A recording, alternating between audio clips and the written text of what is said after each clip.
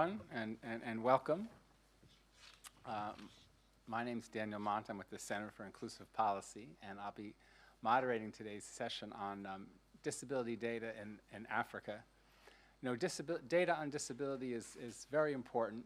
It's critical for really trying to reach the goals of the CRPD and inclusion. And we use data for four main purposes. The first is to identify problems. You know, what is the disability gap between people with and without disabilities in poverty or employment or education, et cetera, to identify problems. And then we collect data in order to identify solutions. You know, what are the barriers that are creating those gaps? And that helps us to develop policies to address the inequities that exist. And then the third use of data is then to monitor those policies that we're implementing to try to achieve our goals. And finally, the fourth use of data is to evaluate our policies and our programs to see if we're achieving our goals. So in order to move to a world of inclusion, we really need high quality data that can meet all those purposes. And today we have with us, well, four people, two virtually, who have been who have been collecting and trying to improve the systems for collecting data on disability to achieve those goals, and who are part of a program by GIZ, which is the German development agency, who are trying to assist these countries in achieving that. So I'll move straight to it. We're going to have a slightly different format. We're not going to have four straight presentations. We're going to have four quick presentations with some questions, and then try to stimulate a discussion among the four. So just to make things a little briefer, I'll introduce the four people who will be talking today. First, we'll have Franz WIEDEMANN, who works for GIZ project on sustainable economic development and professional training for the inclusion of people living with disabilities. And his main project is data collection and technical support for the FETA-PH. And then we'll have Dr. Ibrahim NDAGIJIMANA, who is the mainstreaming coordinator for GIZ's right-based program and served for many years in various positions in the government of Rwanda. And then Rose BUKANIA, who is the Principal Social Development Officer in the Kenyan Ministry of Labor and Social Protection. We'll be talking about a survey that they have done there. And finally, we'll have Steve MBOKO Ibara, who is the Executive Director of the Institute of Demographic Training and Research in Yaoundé, Cameroon. And he's also the chair of the Brazzaville Group on Disability Statistics, which he will explain further when it's his time. So let's turn right now over to Franz. We'll go first to talk about his project in Togo. Yeah, good morning, everybody. So in Togo, we started last year to do a data collection with the Federation of Organizations working with people with disability, and we formed 40 interviewers all over the country. Togo is a small country, so it was easy. And we collect, since today, over 3,000 inputs. So it's an ongoing project, so we just financed the first step, and now the organizations who are working for people with disability goes on to collect all the data over the year. That's what we do. So what was the driving force behind this data collection? What was the driving force behind the data collection? What prompted you to collect the data, and how do you hope the data is used once you have it? It's exactly what you said. The first thing is that we know what's going on in the country.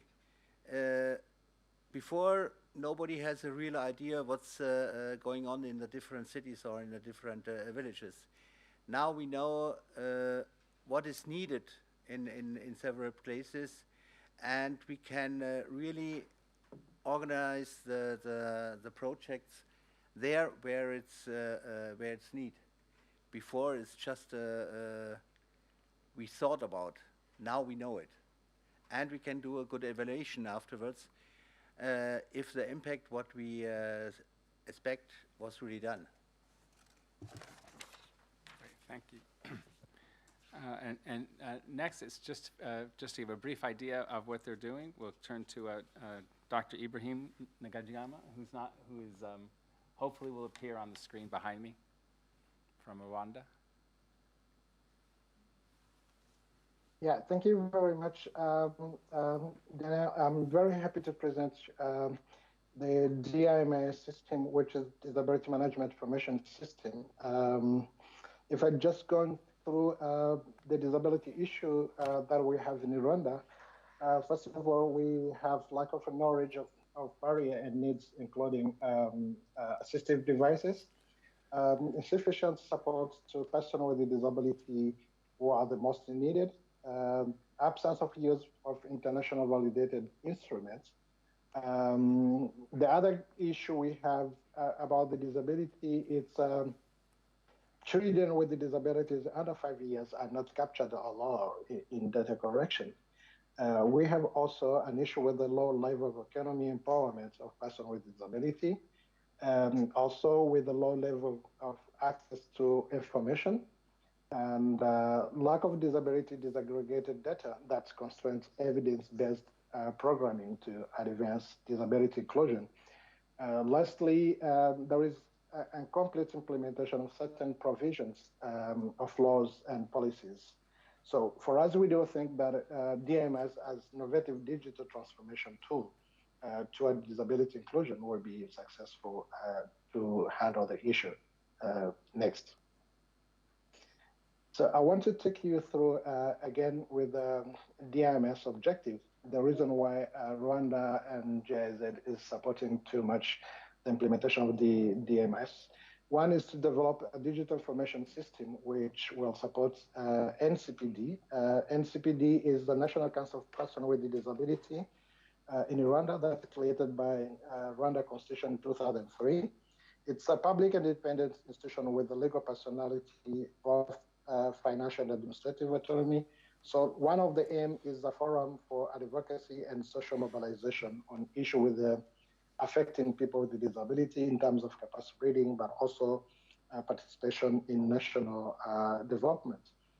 So the other objective is evidence-based inclusive policies, increased accountability, improved disability service delivery, and better coordination with the NCPD. So ultimately, I would say this will improving life condition of persons with disability in Rwanda. Next. Let's go quickly on key function of DMIs. One is identification and registry for all people with disability in Rwanda. You identify the barriers and needs of, and as well as the priority assessment of persons with disability. A database for all stakeholders in Kinyarwanda, which is our mother language, and then English. Interactive dashboard and map with all relevant indicators. Then the case management support for those most needed, and disability ID with QR code for individual access to database. But also we need to link the DMS with other relevant government Rwanda database for social support. Next.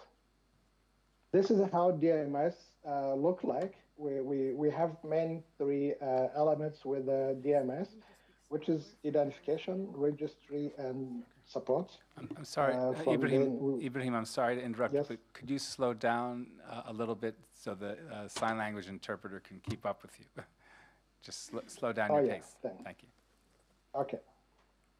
So on DMS overview, I would say we mainly have three categories whereby we will have identification of people with disability, then registry, and support. From there, we will have limitation profile and degree. Then we will have interactive dashboards, as well as case management support. If I can just explain 1 minute, we have enumerators that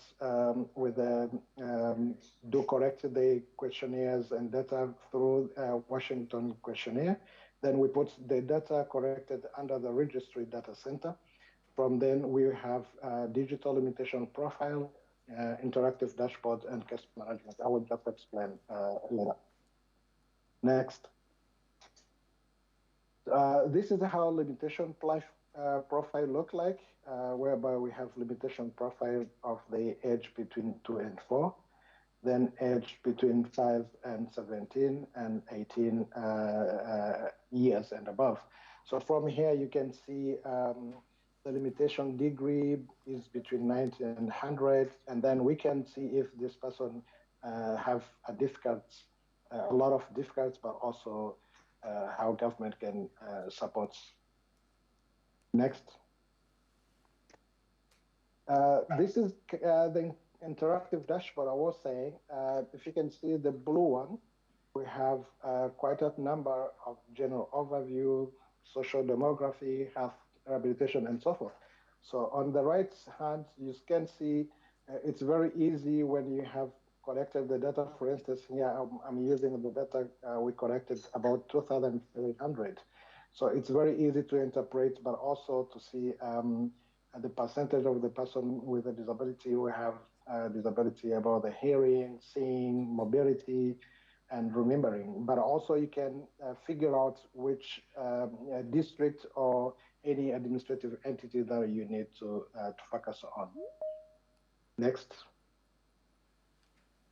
Before we conclude, this is the DMI's features and benefits we think in Rwanda. One is on-demand identification and registry. The second one is real-time dashboards and map on indicators. The case management support for the most in needs. Link the database, including social supports, individual check of limitation status, then grievance and appeal system. The other benefits will be the limitation profile for possible benefits. And the other one will be disability information for research purposes, because we are dealing with the scholars, researchers, universities, and then the other benefits, that is mapping for all OPDs, organization with the people with disability, and then comparison with the census data on different level.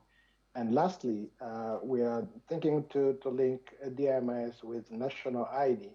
Currently in Rwanda, we have national ID. So thank you very much for your kind attention. Thank you, Ibrahim. You know, the Rwandan DMIS, I think, is a very innovative project, right? It's, in a lot of countries, we're collecting data by, here's a household survey, here's collecting data by this ministry. And this is an attempt to create a disability management information system that advocates can use and interact with to create the data that they need in order to make their case for policy. But at the same time, that data is being sent to case managers on the ground to help provide support to people, to make referrals to people with disabilities. So it's an integrated system that I really haven't seen anywhere else. So my question to you, Ibrahim, is I know it's only been pilot phase, it hasn't been scaled up all the way, but has the data actually, have you actually started using the data for its purpose in this way? Is data going to case managers? Are you seeing any sort of effect from the data that you've collected so far? Yeah, thank you very much for this important question. I would say yes, we have already, as of now, we are checking, we've already collected the data with the pilot study in one of the districts in Rwanda, whereby we have already collected the same data I projected with the dashboards. We've collected already about the 2,000 or let's say 3,000 data collected in our data center. And from that, we see we can see that the data we collected will have the NCPD or the government of Rwanda, as well as JZ or any other organization for the better decision making. And also, I would say, includes accountability, improve disability service delivery as we are looking for, but also a better coordination of people with disabilities. So I would say it's quite complexity task. We are working together with the different organizations, including government institutions and other organizations, including JZ Rwanda, or leading the project. So I would say it's a complex one, but we are planning in the second phase to the rollout of the data correction in all the country very soon. Thanks. Now we'll turn to Rose Bukania, from Kenya, to talk about the support needs survey they've done there, a very extensive survey. Rose, you're up. And can I have her slides shown on the front too? That'd be great. Thank you so much, Dan. I hope you're able to hear me. Yeah, we can hear you now, yes. Okay, so I think my video is acting up, so I'll just proceed as I continue to work on it. So my name is Rose. Today I'm wearing a red and blue dress, and I am of dark skin, and I am of African descent. And I just thank you for that opportunity for allowing me to participate in this conference. And I want to talk about what Kenya is doing on the support needs assessment for persons with disabilities and primary caregivers. One might ask, why primary caregivers? Well, we know that in most situations, especially in Kenya, persons with disabilities receive support mainly from family members and community members. And there is limitations in this type of support that they receive in terms of the risk of burnout of the primary caregivers, the lack of choice and control for persons with disability. The support also offered might be inadequate, and there is also the loss of income, bringing about the disability-related costs. So the objective of our support needs assessment was basically to provide evidence to the government on the met and unmet support needs of the diverse persons with disability and the family members who provide this support. And this evidence is supposed to enable the government of Kenya to come up with inclusive social protection design schemes and programs that are able to basically develop necessary support systems for persons with disabilities and their caregivers. What necessitated this study was the lack of data. The data that was being collected in the Kenyan surveys and census did not collect data on the level of support needs needed by each and every of these persons with disabilities, the diversity, and also it did not collect data on persons with disability. So considering that gap, we needed to collect this data for planning and delivery services to people with disabilities and their families. Next slide. So the method that we used in carrying out the assessment was cross-sectional in the sense that we used quantitative tool and we also used the qualitative tool, which was a focus group discussion. In the quantitative tool, we had questions directed towards their household characteristics. We had questions directed towards the demographic, social, economic characteristics of the individual persons with disabilities. And we had a section on the support needs of persons with disabilities, basically looking at the core activities they undertake and the kind of support they needed to undertake these core activities, such as self-care activities, as well as just participating in the community and accessibility and issues to do with household. We also targeted the population of 2 years and above. Our target population was the 2 years and above, as well as the primary caregivers. And in our quantitative tool, we were able to put in some questions on the disability identifying questions. That is the Washington Group short set on functioning, as well as the enhanced set of questions. And I'm happy to say that I think this was the first assessment or survey undertaken in Kenya that incorporated the child functioning module of 2 to 4, as well as 5 to 17. In Kenya, we have very many stakeholders that are dealing with issues, matters to do with persons with disabilities. And we felt that for this assessment to be successful, we needed to involve many stakeholders from the inception all through to the finalization and analysis of the data. Some of these partners that we used, next slide. The partners that we used were global partners. We had the UN bodies such as UNICEF and World Food Programme, who were our co-funders. We had the Center for Inclusive Policy that has given us technical support even to this data as we are still doing the analysis. We involved organizations of and for persons with disability from the inception, from the development of the tool, all through up to the point where we are analyzing the data. We also had our own local human rights organizations and interministerial collaborations because different components of disability are dealt with different ministries. So we felt that it was good for us to come together so that we include all the necessary things that we need in the assessment to collect the correct data. Next slide.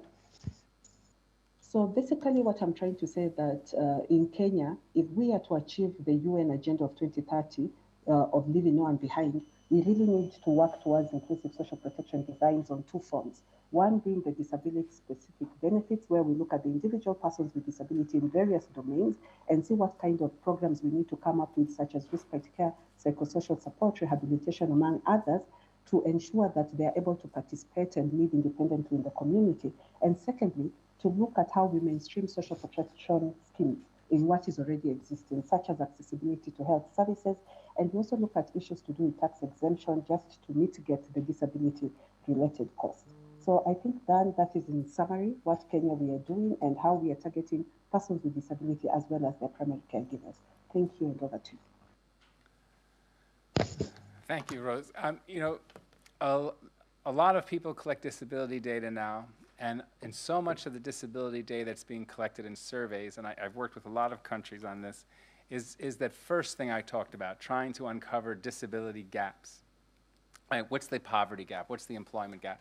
And the thing about this survey in Kenya is it's really going one step further, right? It's going, okay, what are the support needs of people so that so we can actively build policies. And it's a very, if you see the survey, it's a very extensive survey that looks at those support needs.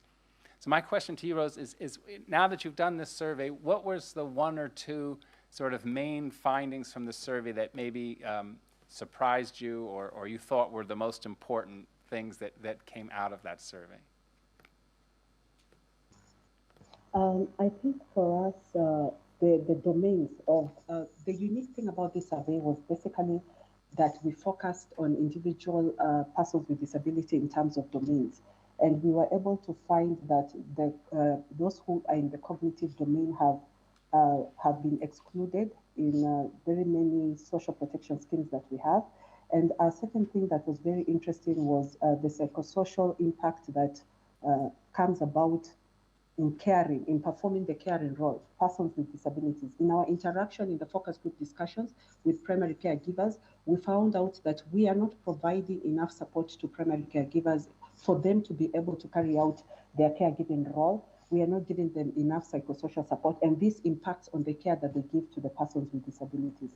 So I think it really brings out specific domains of disability, which type of support they need, which one is already being met, and where we need to put more emphasis as we develop our protection schemes. Thank you. Thank you. And our final speaker, Steve MBOKO Ibarra from the Brazzaville group. Steve? Thank you, Dan. Can we have the slides back, please? Thank you, Daniel. Steve MBOKO Ibarra, the Executive Director of the Institute for Demographic Training and Research effort in Yaoundé, Cameroon, and also the chair of the Brazzaville Group on Disability Statistics. So I would like first to apologize for my accent. I'm still improving my English. Thank you. Go ahead. So what is the Brazzaville Group? The Brazzaville Group is a regional group for French-speaking country in Africa, one of the Washington Group on disability statistics. Slide. So what I have to say is that in Brazzaville Group, we have an approach that is to address the need of regional, to address a unique need, unique regional needs to facilitate intra-regional collaboration, to develop regional expertise, and countries in the region have to ownership and set objective, set work plan, and the Washington Group Secretariat is providing the guidance and technical support, and we are linking to the financial support provided by JZ and administered by UCL. Next slide, please. So what has happened so far at the Brazzaville group.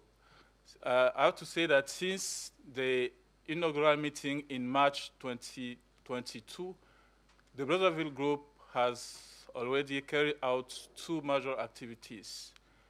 The first annual meeting in Lomé, Togo, July 2022, with the financial support from GIZ, and the training mission in Burundi, training the Central Bureau of Census and the Union of Disabled Persons of Burundi on the tool for collecting and analyzing data on the disabilities.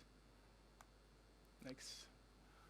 Our current work is actually, we are working with the country member of the Brazzaville group. We have 25 country members, mainly the French-speaking countries in Africa.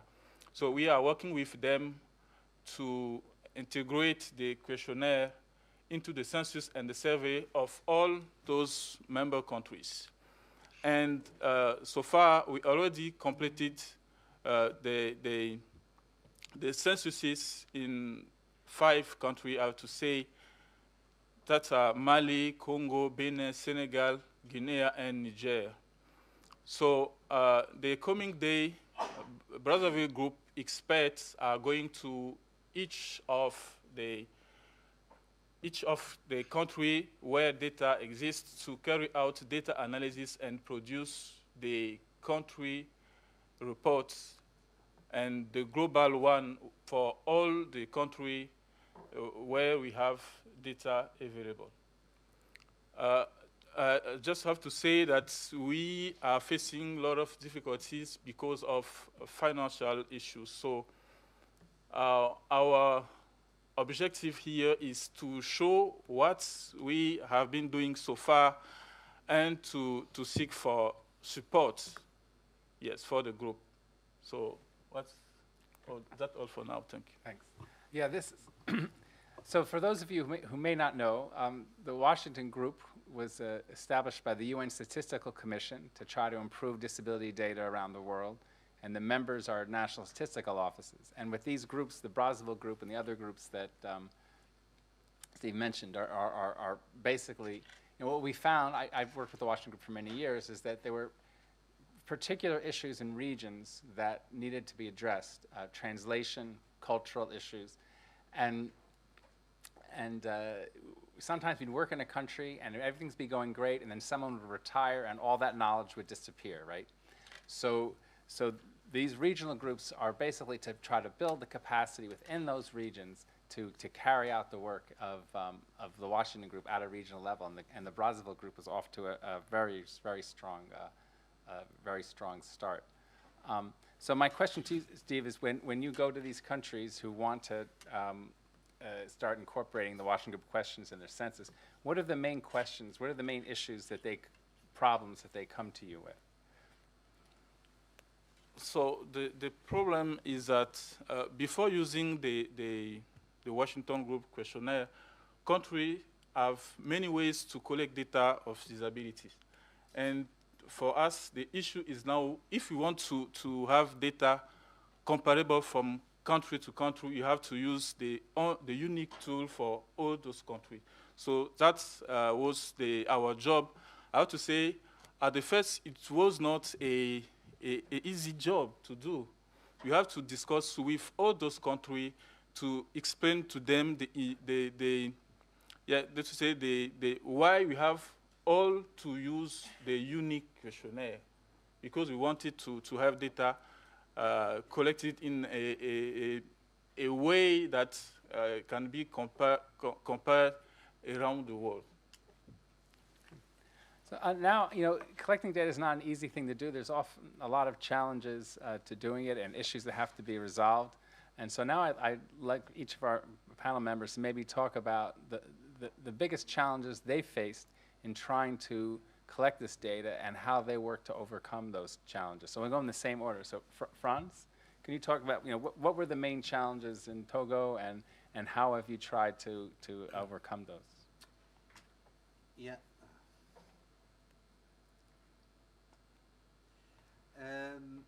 Yeah, the first thing is that you should find the right people to do the interviews. And we have a federation in Togo, who is a federation for 40 NGOs who are working with for people with disability. And from this 40 NGOs, we take 20, and we formed 40 people for to doing the interviews. And then we, together with the Washington Group, and as she has said, we create the questionnaire where you should be attend what they want, what you want to know, or what the NGOs want to know. And this is a huge questionnaire, over 250 questions in all, and an interview needs around 1 hour per person, and you should do it without adjustment, and you should do it without you to take your own ideas inside. And this is important in the training for the interviewers. Then you need a good technical solution. So we give them tablets and internet connection and everything what they need to do this interviews. And then you should be able to save this interview. So we used a United Nations program on their server. And yeah, but the only thing is that you get the right people to do the questionnaire. And then you should be, you must assure that when you go out with the financement that they continue.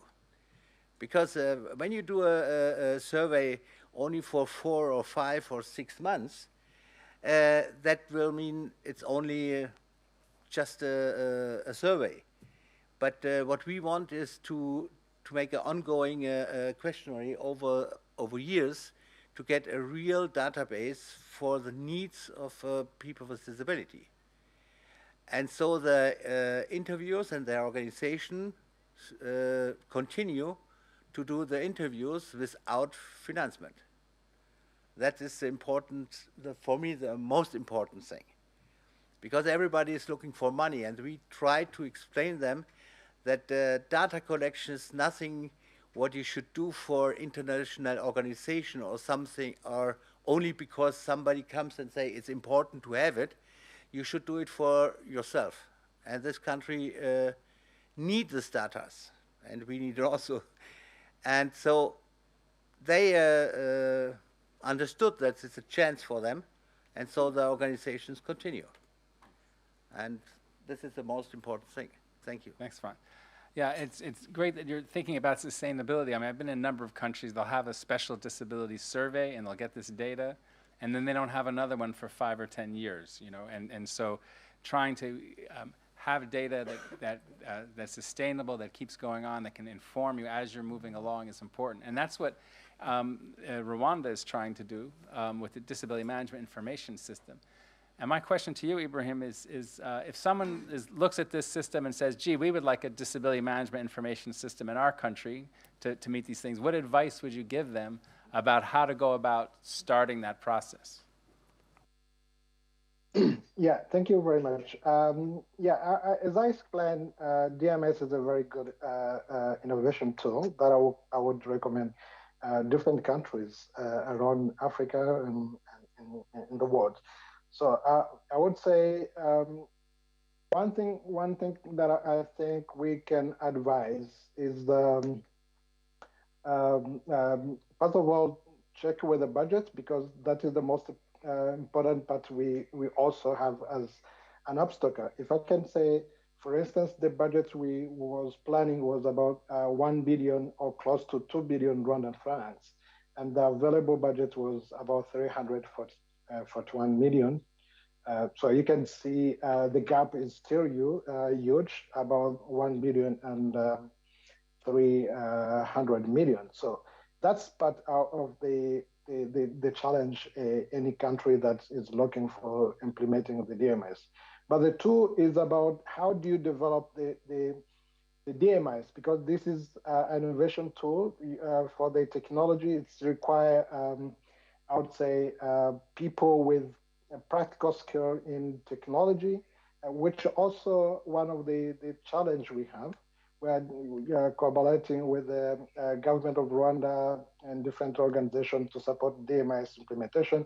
But again, when you are dealing with the technology, you need the right people who can support in software, but also constructing the DMIs, I would say. Otherwise, I would say DMIs is a very important tool to recommend to any country, but if you need to do so, please check with the required technical skills in terms of technology, breeding, and so forth, but also check with the budgets. Thanks. I should have said, other than budgets, what are the most important challenges? I think all of our, Steve already mentioned that budget, so we all have that problem. And it's good to point out, I don't mean to minimize that. You need the budgets. I was just making a joke that clearly is, that's always the first one. But you do need that technical support. A lot went into the design of that program. But now we have an example. It should be easier for the next person to do, next country to do, since they have that example. Sure, Dan. Go if ahead. I can just say one thing. Sure. But also in addition to my colleague Franz mentioned, but also how do you plan for the data collection? If you are going to use people with a disability, if you're going to work with the organization with the people with disability, if you're going to collect data using technology or hire the firm to do as contract services, that also should be think about, but also the material to be used while you're collecting the data. For instance, in Rwanda, we had to take the Washington Group questionnaire in English, and then we have to translate in Kinyarwanda, which is not very, I would say, very easy. We had to start with the 300 questionnaires. That's a huge for the interview. So we try to minimize the number of the questionnaires, but also translation, that is a very good challenge, I would say so. Thanks. Translation is a tough one. I have a lot of funny stories, funny/sad stories about how things get translated and get messed up when they're translated. But anyway, I won't bring out my list of stories right now. But the thing, one of the things I like about what Franz said and what Ibrahim said again is this idea of a sustainable disability data collection, and administrative data is a great source of that because it's being collected by governments anyway as part of their ongoing programs. So if we can get disability information into those administrative data systems, it's a way of actually minimizing the cost and of having that continual sustainable data. And I know that Rose, in Kenya, the idea is that this data and support needs is going to be used to design programs. But is it, what's the plan going forward in terms of collecting this data? Is it going to be sort of included in the operation of the social protection programs? Okay, thanks, Dan, for that question. And it's good to hear that apparently funding is a problem all over, because even for us in the support needs survey, funding was a problem, so it limited the households that we were able to visit. And over to your question about the way forward with the support needs assessment findings.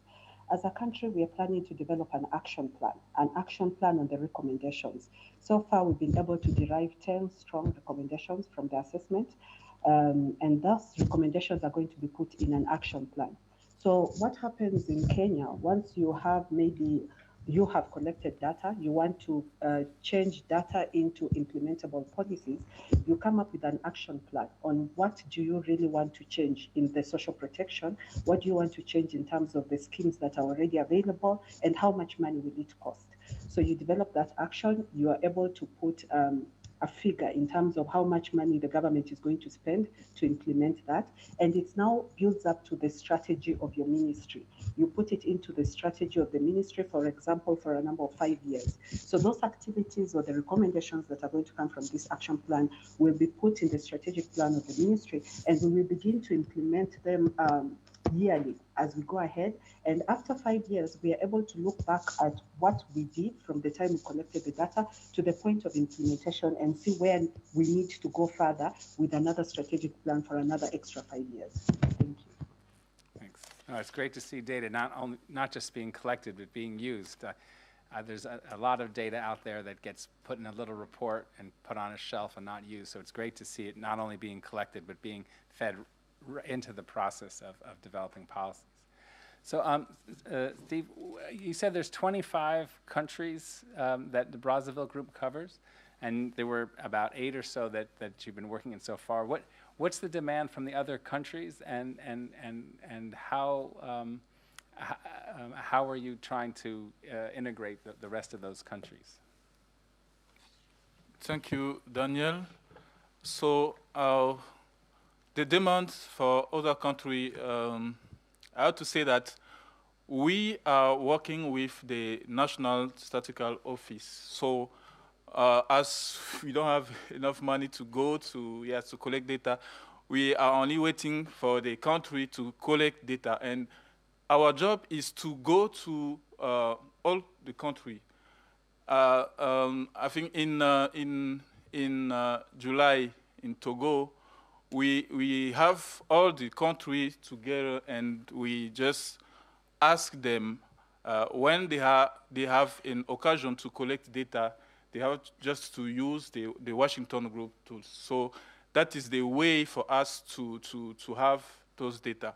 We can't go to each country and start collecting data. No, we just stay behind the National Statistical Office.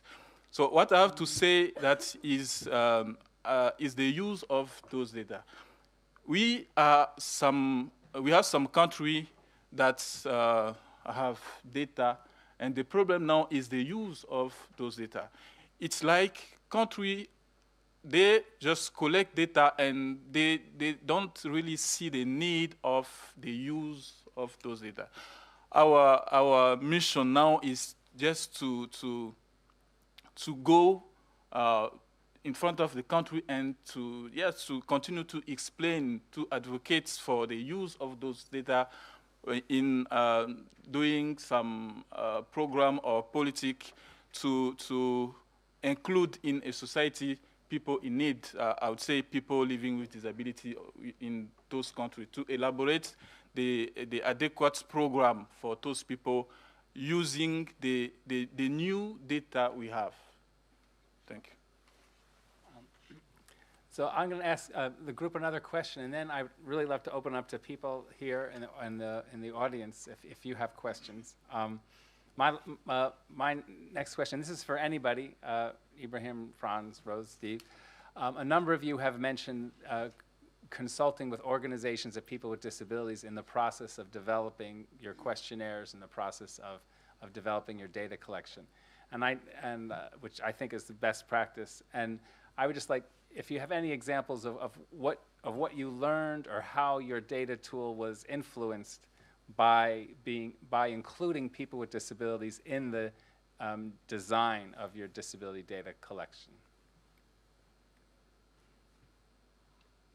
Whoever, Franz, did you? Oh.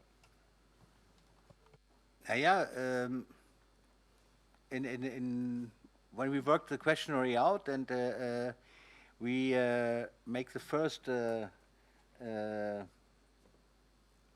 questionnaire to try it, to test it, then we saw that a lot of questionnaire in French should be translated in local languages,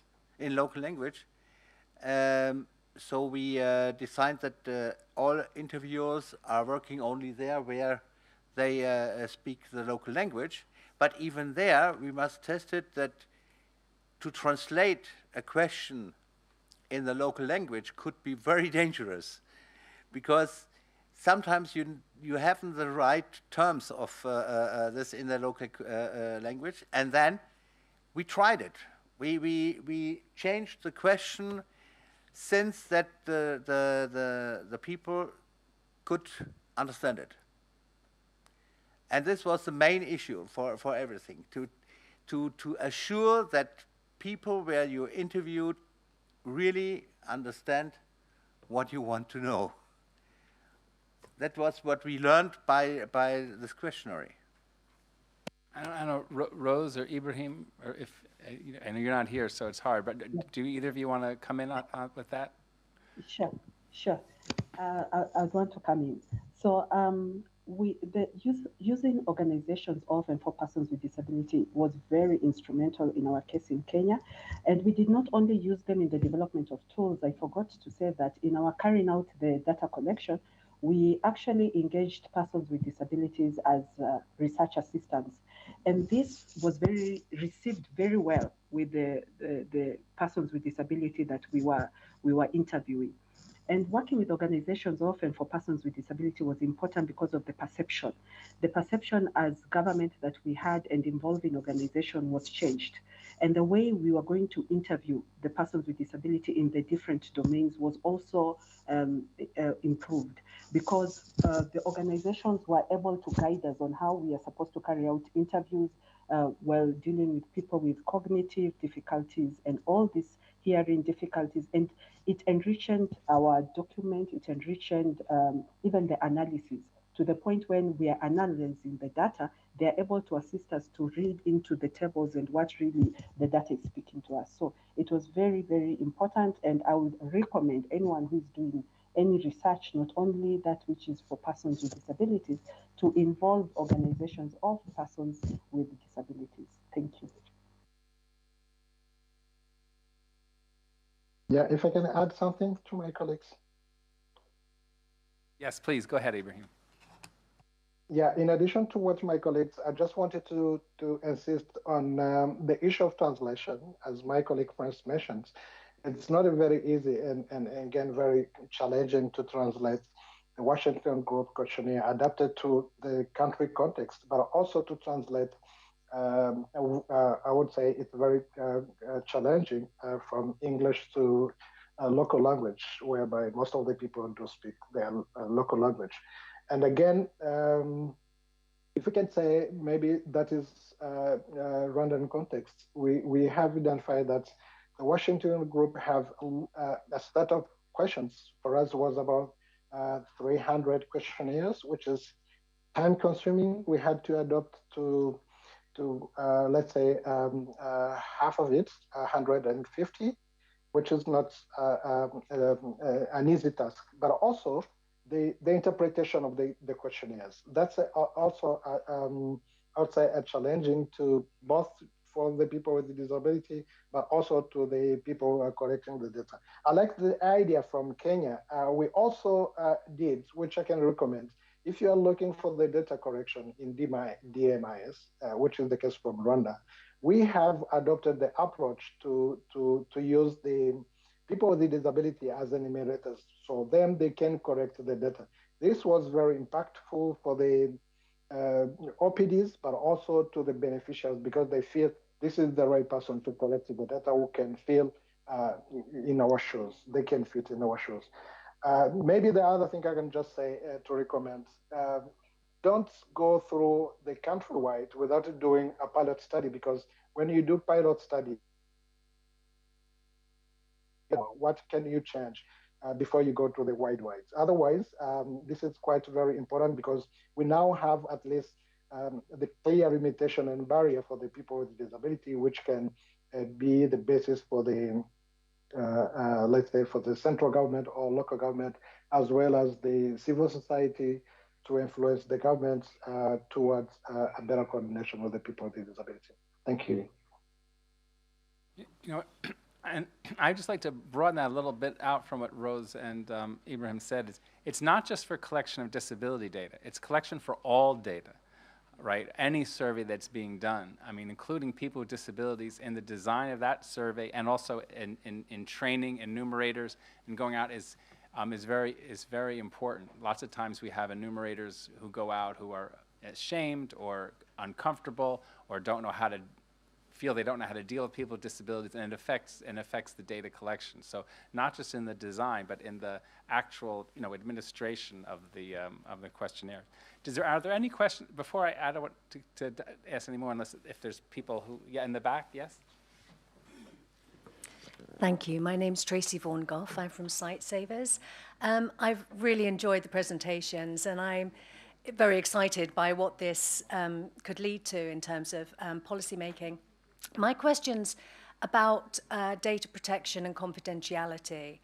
And I can imagine a lot of people with disabilities very happy to provide this information in terms of enhancing policy implementation.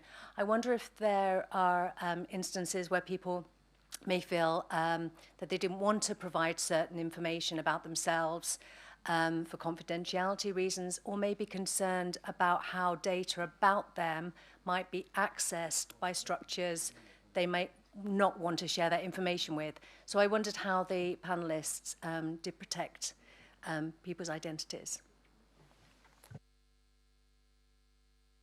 Anybody who wants to come in? Franz, Rose, Ibrahim, Steve? Yeah, I can just say something, Ibrahim. Thank you very much for the quite interesting question. I would say in the Rwandan context, the data collected are well protected, and we also have the law on data protection and confidentiality within Rwandan context.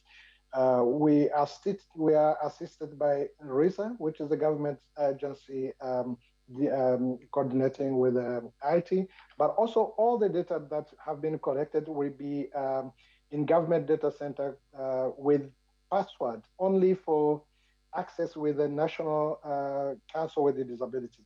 For any organization like a university, OPDs, NGOs, civil society organization that need to access to data, only a National Council for Persons with Disability will have the right to share the only, I would say, partial data that's required, not the full data collected. I would say so. Thanks.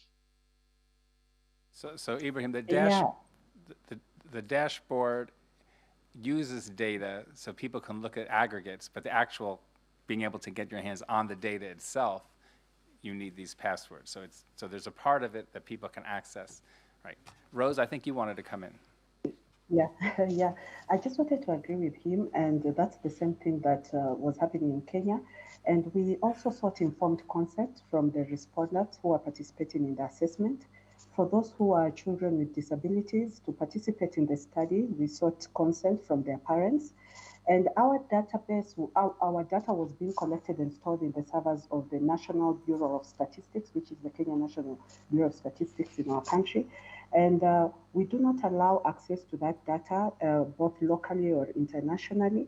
And so participants were informed of the strict observance of this confidentiality. And it's true, there are some participants who actually refused to respond. There was non-respondence rate of participants who refused to participate in the assessment. But those who participated were well informed of their rights and to either participate or to withdraw.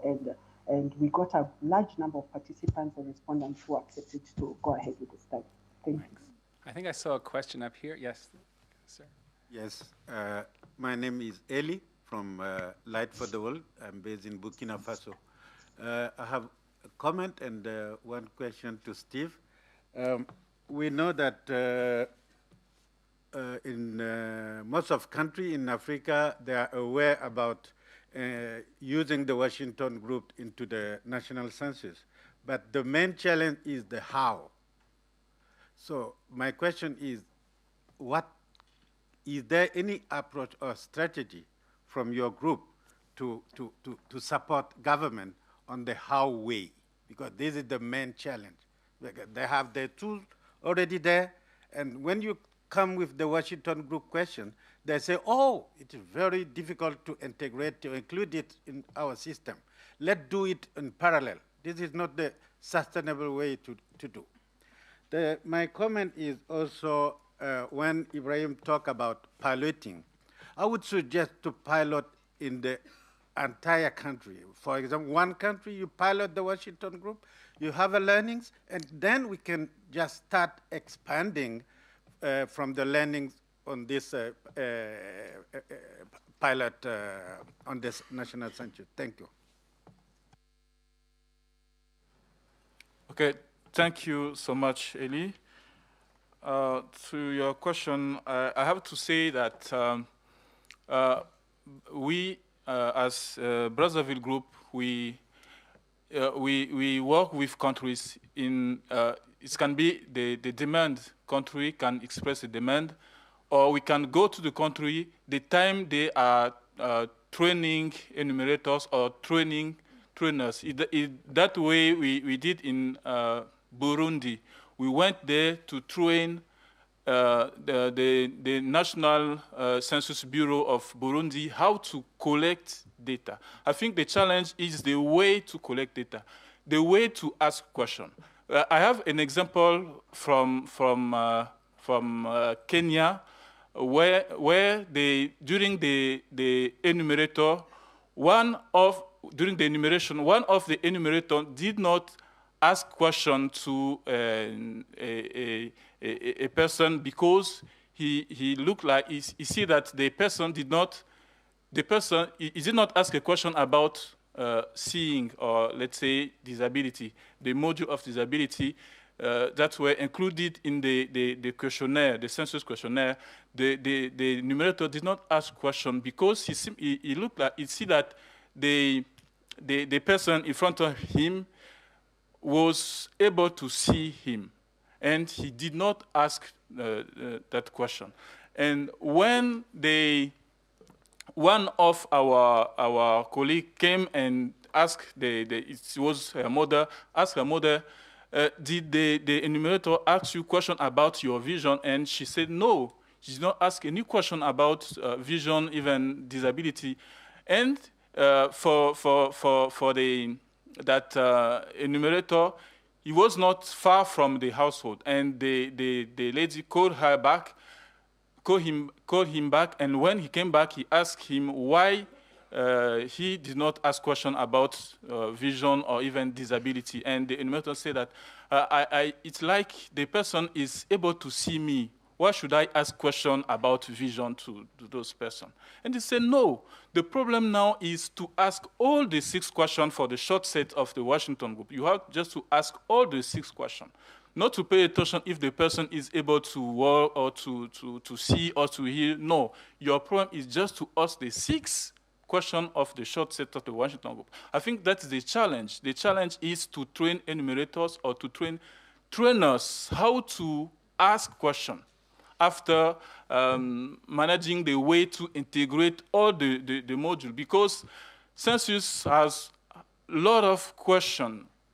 There are a lot of questions, and it's difficult to aid all those questions. There's a lot of questionnaire in the Washington Group. So we recommend to the country to use the short set that have 6 questions, mainly 6 questions, because 6 questions is easy to collect. I think that is the challenge. The challenge is now to train country how to integrate all the 6 questions and how to collect those data. It's still challenging, I think, for me. Yeah, I have to agree with you on Steve. You know, there's so much data we can collect on disability. The Washington Group short set is the beginning place. It's only the beginning, and it's what's needed on censuses. And the real challenge is to convince countries that here are 6 simple questions. You just have to get people to ask them, and people don't. Sometimes, and we tell the interviewers, don't make assumptions, right? Just because a person is in a wheelchair doesn't mean they can't walk. Maybe they have a lot of difficulty walking, and so sometimes they're in the wheelchair. Just because a person can't speak and maybe can't feed themselves doesn't mean that they don't have high cognition. They might. So don't make assumptions about people. Just ask the questions as they are, and there's really not. Technically, it's not difficult to put these 6 questions in the census. It's getting the comfort level of the enumerators to ask them as they're being given. And the translation, I'll tell you there was one African country, I won't say which one it is, that they translated the question. There's a question. One of the Washington questions is, do you have difficulty walking or climbing steps? And they said, well, we don't really have a lot of steps in many areas of our country. So they changed it to, you have difficulty walking or climbing trees. And we said, you're going to get a really high disability rate climbing trees. And they said, yeah, but climbing. I said, no, climbing is not the important word. The important thing is the idea of what does it take to climb a step. So you have to change it culturally for your context to capture the same idea, but don't just, there's just so many examples of these. I won't, but I think there was another question here, Emmanuel, and then after that we'll go here. Yeah, go ahead. Off yours. Hi, I'm Emmanuel Sherwin from Hope and Homes for Children. I listened to Daniel and the data workshop yesterday, which was fantastic. Also fantastic today. A question really for the colleagues in Kenya and Rwanda around the most invisible children. So the data that's coming out is absolutely fantastic. I'm one of those users. I use it for policy advocacy around the world. But one of the things that scares me or worries me is the children that are most invisible. Those children in institutions, those children who are deprived of liberty, those children in refugee camps. What sort of measures do governments and statistical agencies have to ensure that those children are mapped? Because, for example, children in institutions, somewhere between 25 and 96% of those children have some form of disability. Thank you. Rose, Ibrahim, whoever wants to come in. Yeah, so thanks for the question. In our assessment, we tried to cover children in institutions, but the timing of our assessment in January, we did the assessment in January last year, did not coincide well with our data collection. And therefore, we were not able to include those who are having residential stay in institutions. We were only able to map them into the households where they come from, and we went to interview those who are away from school during the time of the assessment. We considered them, and we actually used a list from our Directorate of Children's Services. We have a children CDMIS, it's a children management information system. We were able to map out those children who are in the institutions. We were able to trace those who are at home, and we were able to sample them and interview them. But those who are in residential care in the institutions for this particular assessment, we were not able to do that. But as one of our presenters had said earlier, I think it's Ibrahim, about piloting, this was basically a pilot. This assessment was a pilot for the main survey that is going to be undertaken by the government next year, the National Disability Survey. So all these limitations and gaps that we identified in this particular one shall be covered, including ensuring that the children with disability in residential care are catered for. Thank you. Thank you, Yeah, Rose. thank Go ahead, Ibrahim. Thank you very much. I think this is a quite important question. I would say it's similar to Rose's approaches, and we're not quite different. As I said, this was the pilot study we've conducted, but the approach we used was to use the people with disability as enumerators, but also coordinating with the National Council with the Disability steering committees from all villages to make sure that the enumerators meet the people with the disability at their households to make sure we don't miss anyone. But again, we are working together with the local government to make sure that no one is missing. But again, this is a pilot study where we are still learning how we can collaborate better in the future. Thanks. And there was a question back here. Yes. Yes, thank you. This question is for Rose, but perhaps for all of you. I'm wondering about how you're connecting this disability data with other data that you're collecting, for example, on gender. So Rose, you were talking about primary caregivers. I'm guessing that most of those are women, and that data could potentially inform some of your approaches to gender equity.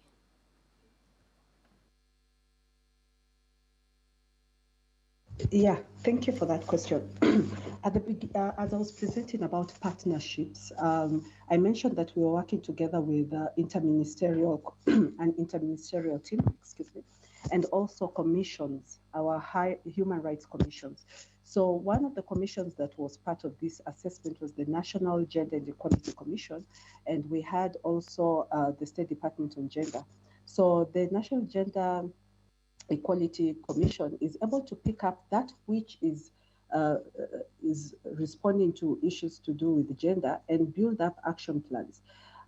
Dan asked about what next after the assessment. We develop an action plan. In that action plan, we are able to pick out the issues that are gender specific, and we task them to the commission to be able to implement programs in relation to that.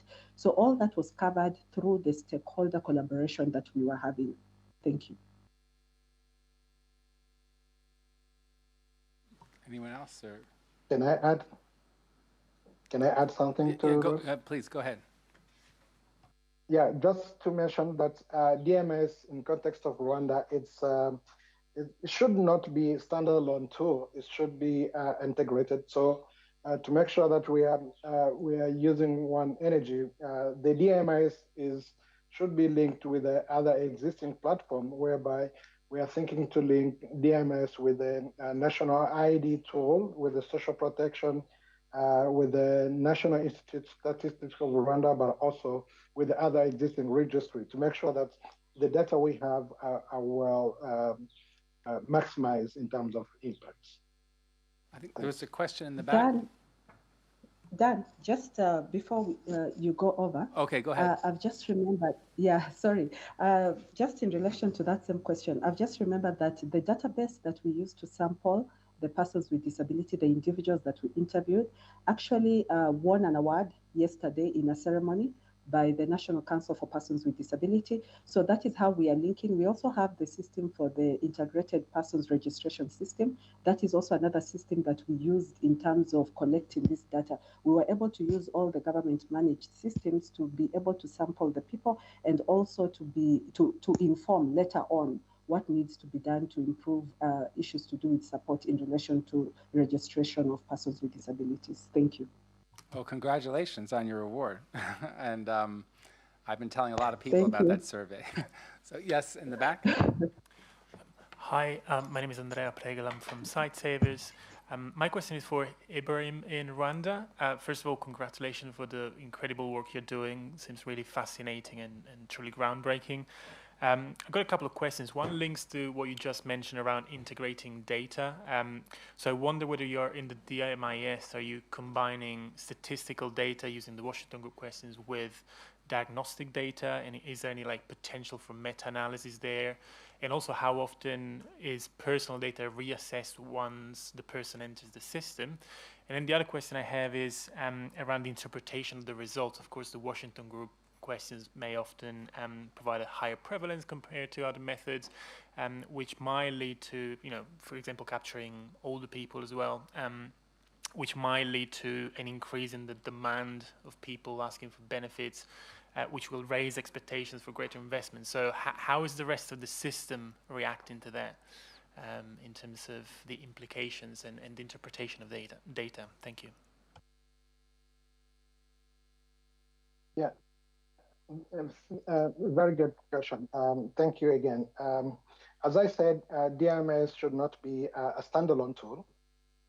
It should be interlinked with the existing IT platform with existing in Rwanda, such that the data can be useful, maximized for the decision making, but also influence the government as well as the civil society organization toward service delivery to the people with disability. So I would say, we use the Washington Group questionnaire, as I said, which is a very good tool, but also a challenging one when it comes to a number of the questions, but also to translating from English to local language. So I would say it's very interesting.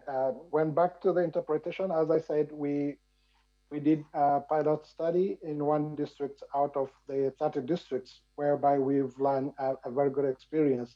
What can we do better? What can we change for the next rollouts? I would say Yeah, we are having once we have analyzed all the data, because it's in the processes, we're not yet done. We are planning to have case management whereby we shall working together with NCPD, with the National Council with the People with Disability, but also with the local government to make sure that the data collected are useful, and through case management we can serving the people with disability as beneficiaries, working with the limitation and barriers. Thanks. We're almost out of time, but I want to turn it over to Sarah MALELU from the German Development Agency, GIZ, to talk a little bit about the project that this work has emerged from. Sarah? Thank you, Daniel. I don't want to use much speaking time because I'm rather here to listen, to learn, to get inspired. But as I am the person in charge of the disability data activities of the GIZ Global Project on Inclusion of Persons with Disabilities at the GIZ headquarters in Germany, I would like to share just some thoughts with you. I think we from GIZ, we would really like to use this momentum as disability data is gaining recognition as something that is essential to inform policy, to, together with global partners to initiate something like a disability data initiative that could be highlighted at the Global Disability Summit in 2025, which is going to be hosted by Germany and Jordan together with the International Disability Alliance. And I know the disability data community is rather small. We are in contact with many of the stakeholders there. And I think we all have the same objective: to foster disability data, to improve inclusive policy making, to eventually improve the lives of persons with disabilities. So by now we are cooperating with the Washington Group, of course. We are having activities in African countries like Togo, Rwanda, and also another project in Namibia, which is not being presented here today. And we are in discussion with the World Bank Disability Data Hub. We are in discussion with the UNPRPD. We are discussing with UNICEF, with Fordham. But I know there are probably much more initiatives out there on disability data of which we might not be aware of. So my appeal to you is to get in touch with us, either personally here in the conference. There are 2 colleagues of mine here in the room as well, and I'll be here until the afternoon. Or drop me a message if you are interested to develop something together in the area of disability data. Yeah, that would be great. We are open to ideas, to initiatives, to really connect the dots and see whether we can develop something jointly. With that being said, I don't know. We have to leave at 11:55, and I see we have 2 minutes. So this, I think it's time to end. Yeah, I think it's time to end. So thank you all for coming. I can only say thank you very much to the Zero Project Conference organizers for giving us this space, for supporting us. Thank you to you for being part of this event. Thank you to the panel, and especially Dan for moderating. And thanks to Paul for organizing this together with me. And enjoy the rest of the conference, and hope to see you next year. Thanks. Thank you.